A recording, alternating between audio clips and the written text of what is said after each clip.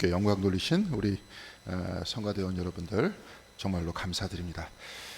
예수 그리스도의 평화 사랑이 여러분들과 함께 하시기를 바라겠습니다. 이제 아까 장로님께서도 기도할 때 기도할 때 기도 드리셨지만 방역 지침을 보니까 7월 1일부터 좌석수의 30%가 모일 수 있는데요. 백신을 맞으신 분들은 그 숫자에서 제외한다고 합니다. 이러고 보니까 다음 주부터는 이제 나누어서 모이지 않고 함께 모일 수 있을 것 같습니다. 비록 완전하진 않지만 교회란 이제 모이는 곳입니다. 제자들의 모임 가운데 예수께서 오셔서 숨을 쉬시면서 성령을 받으라 이렇게 말씀하셨고, 또한 제자들이 모인 가운데 성령께서 각 사람의 머리 위에 임하셨습니다. 또한 오순절 베드로의 말씀을 통해서 성령께서 역사하셔서 그 자리에 모인 사람 중에 3,000명이 회개했다 했습니다. 모임 가운데 이끄시는 성령 하나님을 체험하시고 이 공동교회 위에, 그리고 이 공동체 위에, 그리고 각 사람 위에 성령께서 임하셔서 서로의 마음과 마음이 사랑으로 소통되는 하늘의 역사가 여러분들 사이에서 충만하기를 간절히 바라겠습니다. 오늘이 지나면 이제 2021년 주일이 딱 반이 지나갑니다.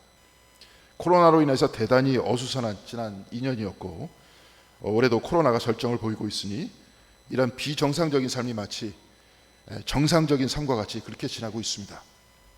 코로나도 일종의 감기인데요, 고생은 하지만 생명에는 큰 지장이 없는 감기에서부터 암과 같은 치명적인 질병에 이르기까지 우리는 삶을 살면서 다 경험하고 겪어야 하는 그러한 질병이기도 하죠. 또한 우리 인생의 마지막에 우리는 죽음까지도 겪어야 합니다. 죽음을 겪는다.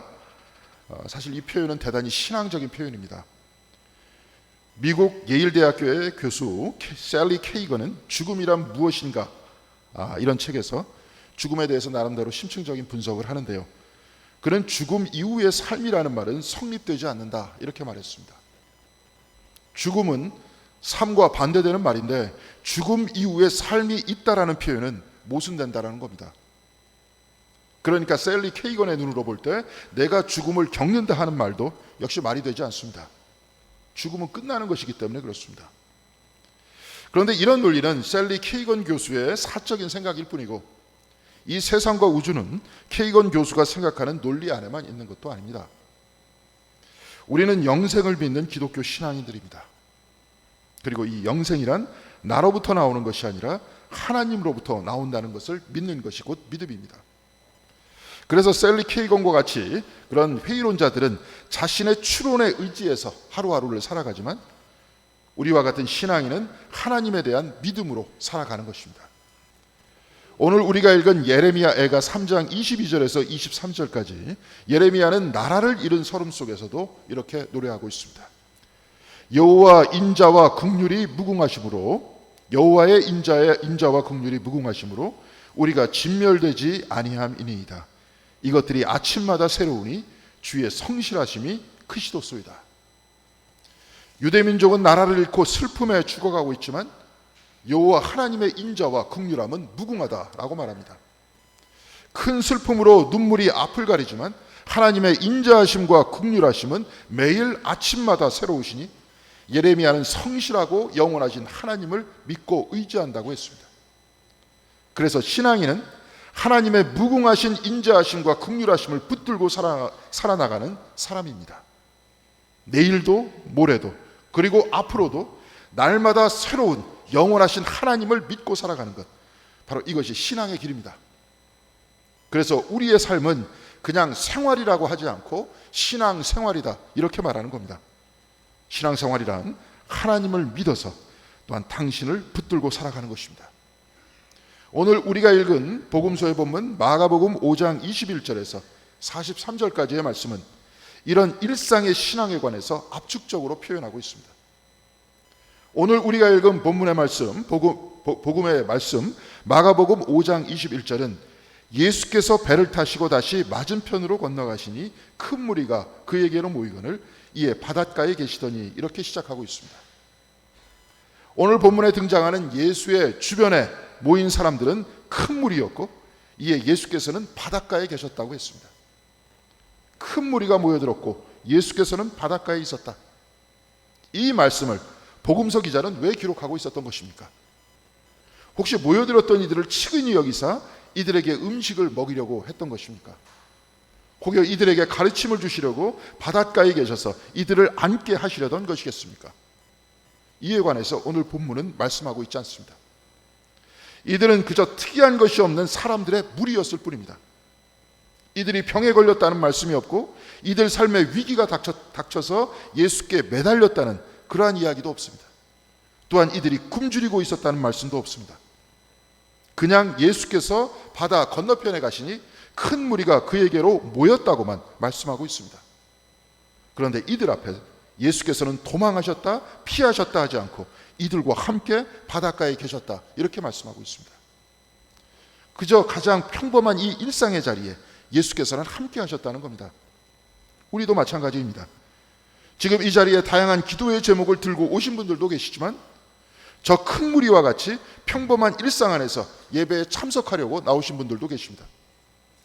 사람이 삶을 살아가는데 바라고 희망하지 않는 것이 없다고 할 수 없겠지만 그래도 이 소망이 이루어지던 그렇지 않건 크게 신경 쓰지 않고 하루하루의 삶을 살아가는 것, 이렇게 평범한 일상을 살아가는 것, 바로 이 만남 속에서도 예수께서 계셨다는 겁니다. 로렌츠 마티라는 사람이 쓴 신비주의자가 신발끈을 묶는 방법이라는 대단히 재미있는 제목의 책이 있는데요. 이 책에서 로렌츠 마티는 영성이란 평범한 것들 속의 사랑 고백이다 이렇게 말했습니다. 평범한 것들 속의 사랑 고백. 그리고 그는 이 책에서 이렇게 말합니다. 날이면 날마다 처리해야 하는 자질구레한 일들이 너무나도 많다. 이빨을 닦고 낡은 식물들을 묶고 설거지를 하고 온갖 비용을 지불하고 화초에 물을 주고 사람들 만날 약속을 만들고 신발끈을 매고 커피를 끓이거나 빵을 산다거나 화장실을 청소하거나 등등.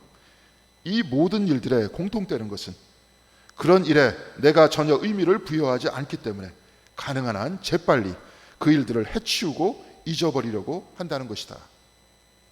우리도 마찬가지입니다. 로렌츠 마티와 같이 우리는 날마다 해야 할 일들이 많습니다. 그런데 이러한 일들을 다 빨리 해치워버리고 내 시간을 갖고 싶어 하죠. 그런데 로렌츠 마티는 이런 생각을 하고 있는 우리에게 이렇게 질문합니다. 이 모든 일이 끝나면 나는 정말로 행복하고 만족하게 될까? 로렌츠 마티는 이 모든 일을 마치면 마치 우리가 행복할 것 같지만 이 일을 마쳐도 우리는 여전히 현재 이곳에 있다 이렇게 말하고 있습니다. 그래서 지금 이곳을 탈출한다고 해도 우리는 지금 현재 이곳에 있을 뿐입니다. 미래에 내가 원하는 것을 하고 싶다고 막연하게 기대하지만 그 미래의 때가 돼도 그때도 여전히 현재이고 똑같이 어떤 일을 하고 있을 거라는 겁니다. 그래서 그는 한 수도승의 이야기를 전해주고 있는데요. 옛날 수도원에 제자가 스승에게 무슨 일을 해야 할지 지시를 내려달라 이렇게 얘기했습니다. 그러자 스승은 제자에게 아침 식사는 마쳤느냐 하고 물었습니다. 그러자 제자가 예라고 대답했습니다. 그러니까 스승이 그러면 가서 설거지를 해라 이렇게 말했습니다. 이때 그는 마음속으로부터 무엇인가를 깨달았다고 합니다. 그냥 해치우고 다음 일을 한다거나 일을 끝내면 행복할 것이라는 막연한 상상에 있는 것이 아니라 지금 이 일에 정성을 다해서 임한다면 바로 이곳에 진정한 행복이 있다라는 겁니다. 그래서 영성이란 평범한 것들의 사랑 고백이다 이렇게 말했던 겁니다. 우리는 예수님과 하나님을 평범한 일상 속에서 찾아서 이곳에 왔습니다. 그러나 이 평범한 일상에도 하나님께서는 여전히 우리와 함께 계십니다. 특징이 없던 큰 무리가 모여들었을 때에도 주님께서는 이들과 함께 바닷가에 계셨습니다. 그렇다면 우리의 일상은 그저 이 평범한 일들만 반복되는 것이겠습니까? 그렇지 않습니다. 때로 위기가 오고 피하고 싶은 일들도 생깁니다. 오늘 본문에서 이 피하고 싶은 일을 전하는 사람을 등장시키는데 그는 회당장 야이로다 이렇게 말씀하고 있습니다. 오늘 본문 마태복음 5장 22절에는 이렇게 나와 있습니다. 회당장 중에 하나인 야이로라 하는 이가 와서 예수를 보고 발 아래 엎드리며 간곡히 구하여 이르되 내 어린 딸이 죽게 되었사오니 오셔서 그 위에 손을 얹으사 그로 구원을 받아 살게 하소서. 평범했던 큰 무리들과는 달리 오늘 성경 본문에서는 이례적으로 예수 앞에 엎드린 그 사람의 직업과 이름을 밝히고 있습니다. 야이로라고 하는 회당장이라고 했습니다. 그는 어린 딸이 죽게 되었으니 그 위에 손을 얹으사 구원받아 살게 해달라고 간청합니다. 이런 부탁을 한 사람이 회당장이라고 한 것은 대단히 이례적인 표현인데요. 왜냐하면 회당장이란 결코 예수와 같은 편이 아니었기 때문에 그렇습니다. 복음서에 등장하는 예수의 적대자로 자주 나오는 사람들은 사두개인과 바리새인들입니다. 사두개인이란 제사장들이었습니다.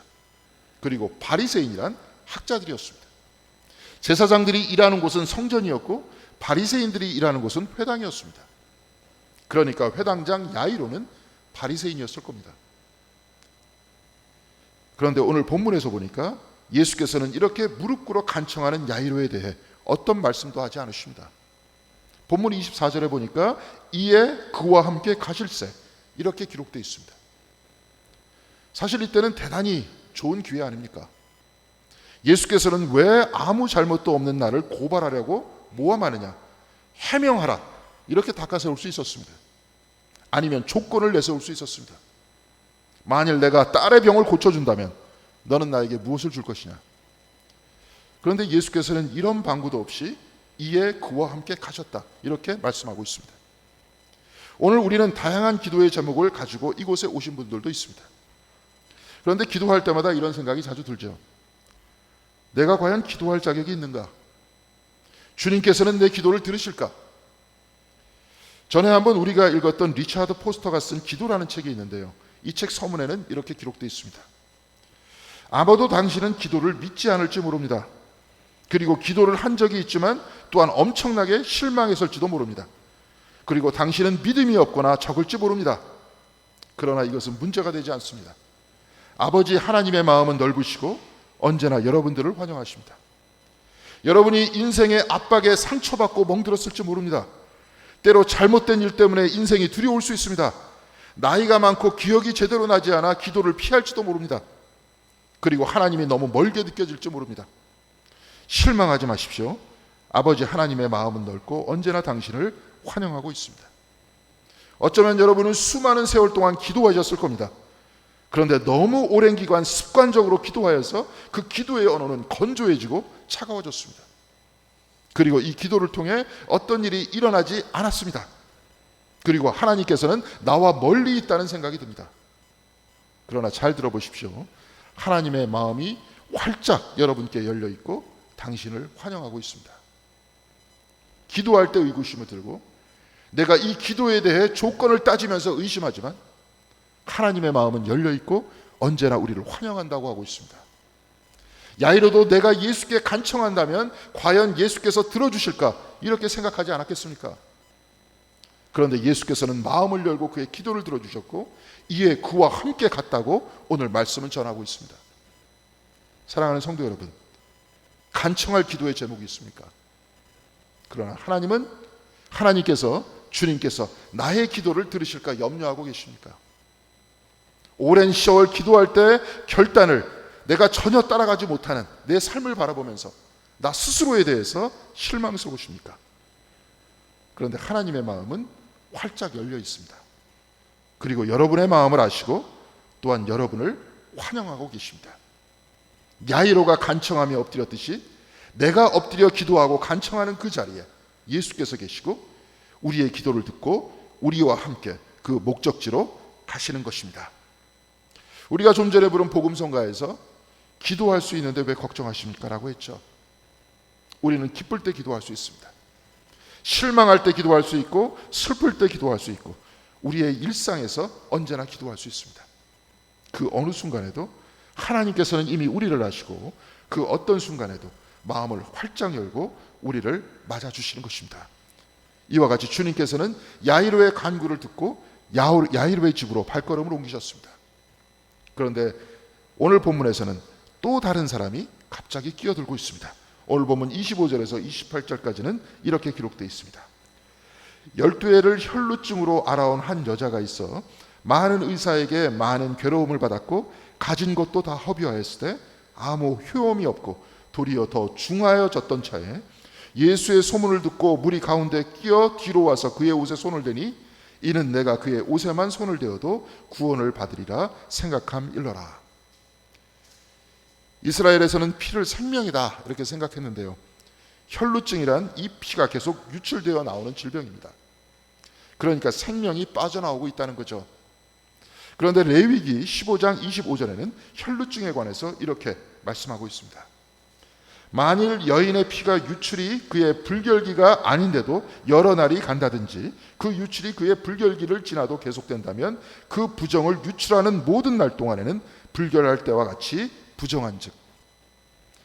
생명이 유출되어 나와 죽어가는데 레위기는 이를 부정하다라고 평가하고 있습니다.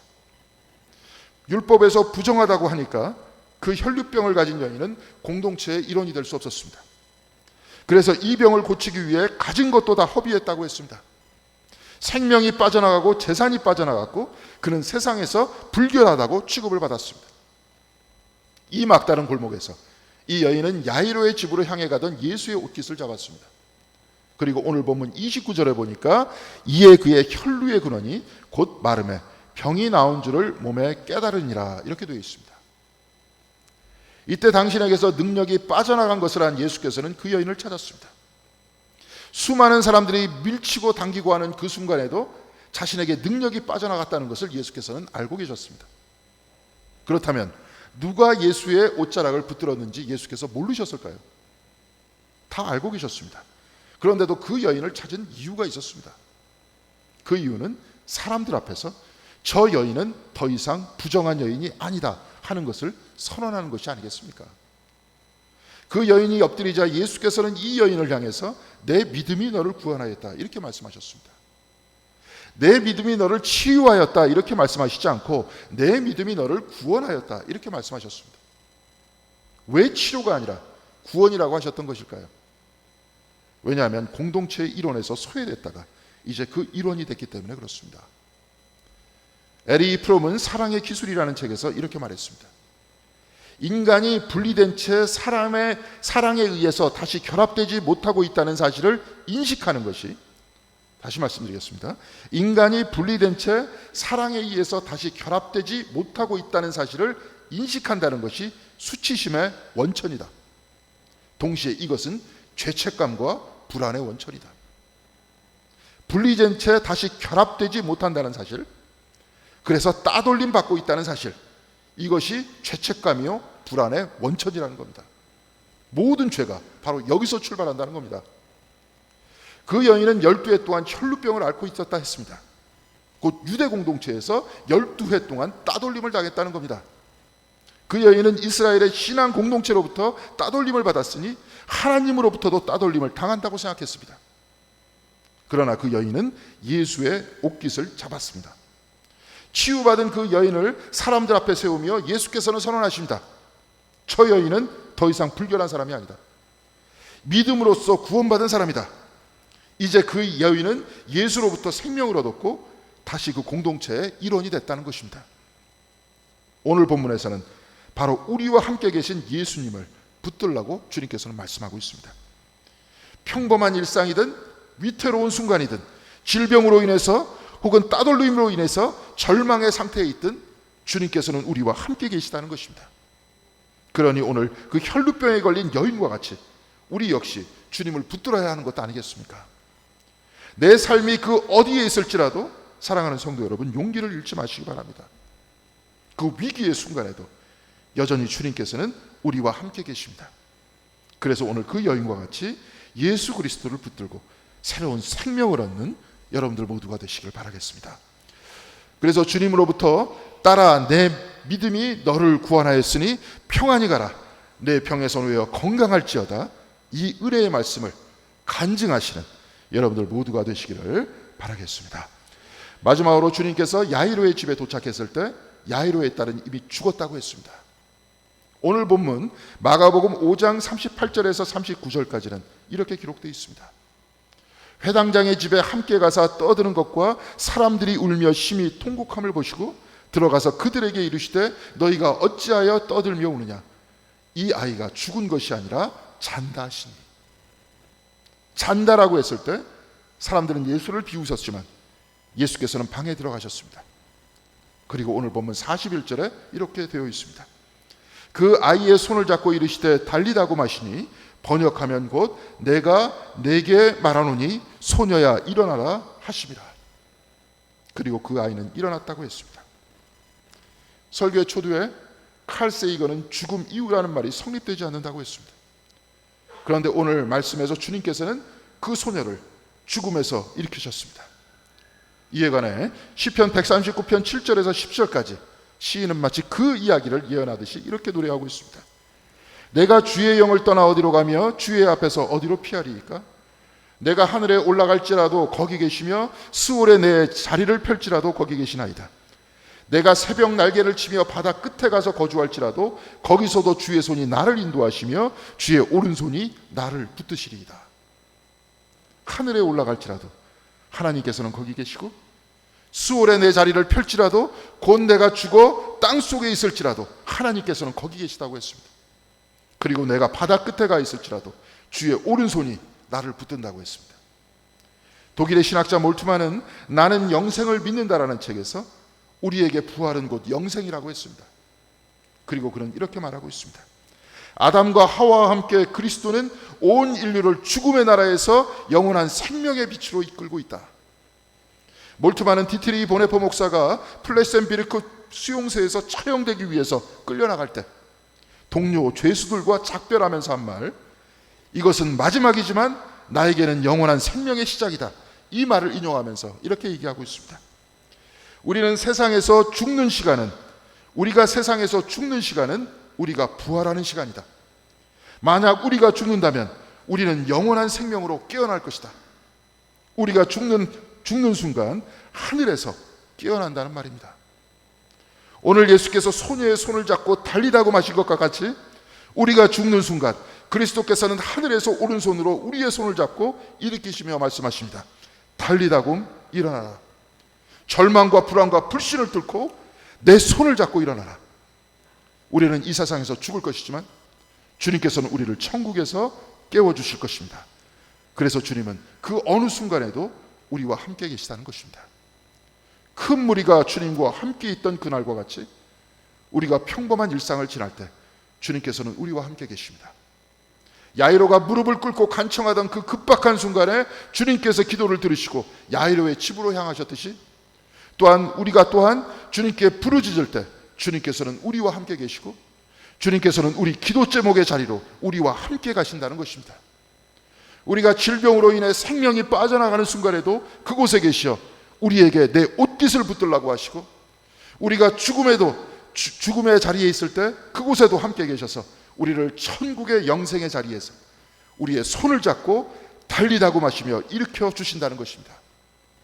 사랑하는 성도 여러분, 주님께서는 언제나 여러분과 함께 계십니다. 우리 인생의 갈릴리 호숫가에서 야이로의 집까지, 평범한 삶에서 질병을 거쳐 죽음에 이르기까지, 그리고 영생에 이르기까지 주님께서는 언제나 우리와 함께 계십니다. 사랑하는 성도 여러분, 주님의 옷자락을 붙든 그 여인과 같이 언제나 우리와 함께 계시는 주님을 붙드시는 신앙 아래서 살아가시기 바랍니다.